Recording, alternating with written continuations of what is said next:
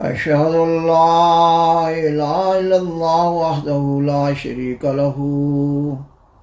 وأشهد أن محمدا عبده ورسوله أما بعد فأعوذ بالله من الشيطان الرجيم بسم الله الرحمن الرحيم ما كان محمد أبا أحد من رجالكم ولكن رسول الله وخاتم النبيين وكان الله بكل شيء عليما۔ سامعین و ناظرین کرام، السلام علیکم ورحمۃ اللہ وبرکاتہ۔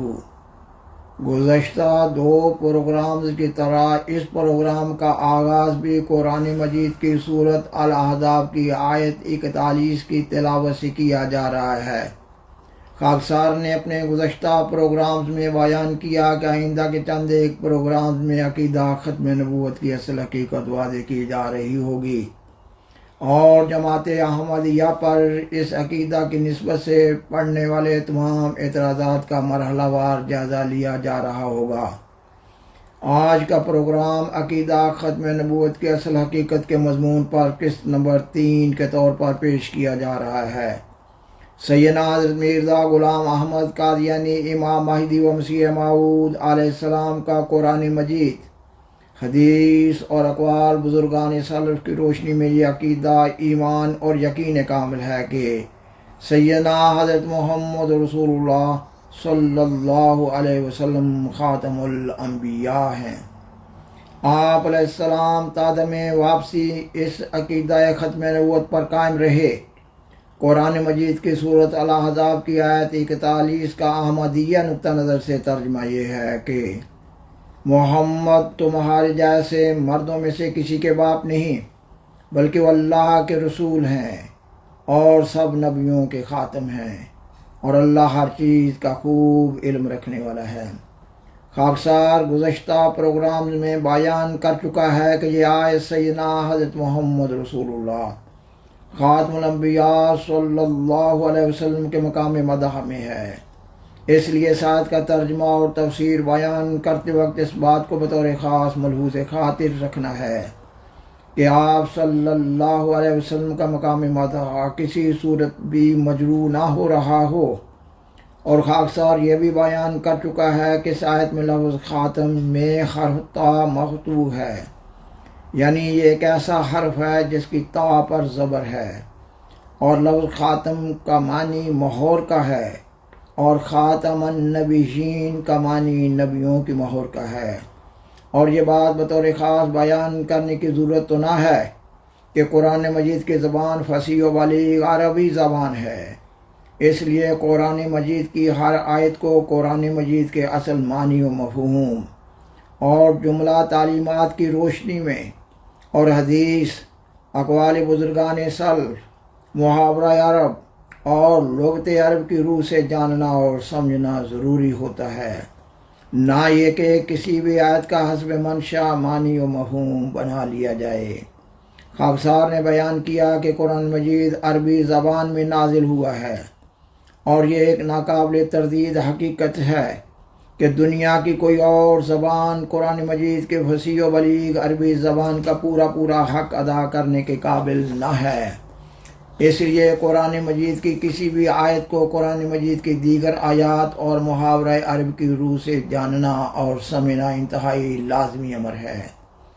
سامعین و ناظرین کرام، لفظ خاتم بمعنی مہر کا انگلش زبان میں ترجمہ لفظ سیل سے کیا جاتا ہے، لیکن لفظ سیل لفظ خاتم کا پورا حق ادا نہیں کر رہا۔ اس لیے خاکسار نے بیان کیا کہ عربی زبان میں لفظ خاتم کے صحیح معنی و مفہوم اور تشریح کی تعین کے لیے قرآن مجید، حدیث، اقوال بزرگان سلف اور محاورہ عرب کو بطور خاص دیکھنا ہوگا۔ احمدیہ نقطہ نظر سے آپ صلی اللہ علیہ وسلم کو نبیوں کی مہر قرار دینے کا یہ مطلب ہے کہ آپ صلی اللہ علیہ وسلم کی مہر تصدیق سے گزشتہ انبیاء کی نبوت متحقق ہو رہی ہے، اور نیز یہ کہ اللہ تعالیٰ نے آپ صلی اللہ علیہ وسلم کو افاظ کمال کے لیے مہر دی ہے، یعنی آپ صلی اللہ علیہ وسلم کی پیروی کمالات نبوت بخشتی ہے۔ آپ صلی اللہ علیہ وسلم کی بعثت سے پہلے نبیوں کے فیوز بند ہو گئے، اور آپ صلی اللہ علیہ وسلم کے فیوز قیامت تک جاری ہیں۔ الغرض عربی لفظ خاتم جب کسی جمع کے صیغہ کی طرف مضاف ہو تو اس کا معنی یہ ہوتا ہے کہ وہ ذات اپنی نوع میں اپنے انتہائی کمال کی حامل ہے۔ آپ صلی اللہ علیہ وسلم نے خود لفظ خاتم کو انہی معنوں میں اور اسی مفہوم میں استعمال کیا ہے۔ سیدنا حضرت محمد رسول اللہ خاتم الانبیاء صلی اللہ علیہ وسلم نے اپنے چچا حضرت عباس رضی اللہ تعالیٰ عنہ کو خاتم المہاجرین کا خطاب دیا۔ آپ صلی اللہ علیہ وسلم کے اس قول مبارک کا یہ مطلب تو نہیں ہے کہ آپ صلی اللہ علیہ وسلم کے چچا حضرت عباس رضی اللہ تعالیٰ عنہ کی ہجرت کے بعد امت محمدیہ میں ہجرت کا سلسلہ بند ہو گیا ہے، اور سیدنا حضرت محمد رسول اللہ خاتم الانبیاء صلی اللہ علیہ وسلم نے حضرت علی رضی اللہ تعالیٰ عنہ کو خاتم الاولیاء کا خطاب دیا۔ آپ صلی اللہ علیہ وسلم کے اس قول مبارک کا بھی یہ مطلب نہیں ہے کہ حضرت علی رضی اللہ تعالیٰ عنہ کے بعد امت محمدیہ میں ولایت کا سلسلہ بند ہو گیا ہے۔ تفسیر کی مشہور کتاب در منصور میں ام المومنین حضرت عائشہ صدیقہ رضی اللہ تعالیٰ عنہا کا یہ قول مبارک نقل ہوا ہے، یہ کہ قولوا انہ خاتم الانبیاء ولا تقولوا لا نبی بعدہ، یعنی اے لوگو آپ صلی اللہ علیہ وسلم کو خاتم الانبیاء تو کہو، مگر یہ نہ کہو کہ آپ صلی اللہ علیہ وسلم کے بعد کوئی نبی نہ ہوگا۔ اور در منصور میں ہی حضرت علی رضی اللہ تعالیٰ عنہ کا لفظ خاتم کے بارے میں ایک قول جو نقل ہوا ہے اس کا اردو ترجمہ پیش کیا جا رہا ہے۔ علامہ ابن الانباری نے ابو عبد الرحمن بن سلمی رضی اللہ تعالیٰ عنہ کے حوالے سے بیان کیا کہ میں امام حسن رضی اللہ تعالیٰ عنہ اور امام حسین رضی اللہ تعالیٰ عنہ کو پڑھاتا تھا۔ ایک دفعہ جب میں انہیں پڑھا رہا تھا تو میرے پاس سے حضرت علی رضی اللہ تعالیٰ عنہ کا گزر ہوا، تو انہوں نے فرمایا کہ ان دونوں کو لفظ خاتم النبیین حرف تا کی فتح یعنی زبر کے ساتھ پڑھاؤ۔ سامعین و ناظرین کرام، امت محمدیہ کے بزرگان سلف ختم نبوت کے مضمون کو اسی معنی و مفہوم اور تشریح کے ساتھ بیان کرتے چلے آئے ہیں جو کہ خاکسار بیان کر رہا ہے۔ سیدنا حضرت مرزا غلام احمد قادیانی امام مہدی و مسیح موعود علیہ السلام کی بعثت کے بعد احمدیت مخالف علماء نے احمدیت کی مخالفت میں ختم نبوت کے بارے میں ایسا ایک عقیدہ ایجاد کر لیا ہے جو قرآن مجید، حدیث، محاورہ عرب، لغت عرب اور اقوال بزرگان سلف کے خلاف ہے۔ بدقسمتی کی بات تو یہ ہے کہ پاکستان کے آئین میں بعض مذہبی شکوں کے اضافہ سے اس خود ساختہ عقیدہ کو تحفظ دیا گیا ہے۔ حقیقت تو یہ ہے کہ اس برے منصوبے کو اختیار کرنا جماعت احمدیہ کے علم کلام اور صداقت کے سامنے اعتراف شکست ہے، مگر حقیقت تو حقیقت ہی ہوتی ہے۔ اس لیے عالم اسلام بالخصوص پاکستان میں یہ سوال اٹھایا جاتا ہے کہ جماعت احمدیہ کا عقیدہ دربار ختم نبوت تو وہی ہے جو امت محمدیہ کے بزرگان سلف بیان کرتے چلے آئے ہیں۔ اس کا یہ جواب دیا جاتا ہے کہ نامعلوم بزرگان سلف اس وقت اپنے ہوش و حواس کے لحاظ سے کس حالت میں تھے کہ ایسی باتیں لکھ گئے ہیں۔ اور مزید بدقسمتی کی بات یہ ہے کہ احمدیت مخالف علماء قرآن مجید اور حدیث کے حوالہ سے ختم نبوت کا مضمون غلط رنگ میں پیش کر رہے ہیں اور دھونس اور دھاندلی سے اور جبر و استبداد سے اپنے خود ساختہ عقیدہ کو معاشرہ میں راسخ کرتے چلے جا رہے ہیں، اور اس پر سوال پوچھنے والے کو بھی گستاخ رسول، مرتد اور واجب القتل قرار دیا جا رہا ہے،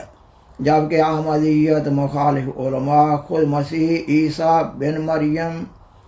علیہ السلام کی بعثت ثانیہ کے قائل ہیں۔ احمدیت مخالف علماء کا عقیدہ حیات مسیح بھی ختم نبوت کے مضمون کو سمجھنے میں مدد دے رہا ہے۔ جماعت احمدیہ اور دیگر مسلمانوں کے عقیدہ ختم نبوت میں بظاہر کوئی فرق نہ ہے، عید خاتم النبیین کی تشریح میں فرق ہے۔ جماعت احمدیہ کا عقیدہ ہے کہ اللہ تعالیٰ نے سیدنا حضرت مرزا غلام احمد قادیانی علیہ السلام کو امت محمدیہ میں سے امام مہدی و مسیح موعود کے منصب جلیلہ پر فائز فرمایا ہے۔ فرق صرف شخصیت کا ہے۔ آیت کی تشریح کے فرق سے آیت کا انکار تو لازم نہیں آتا،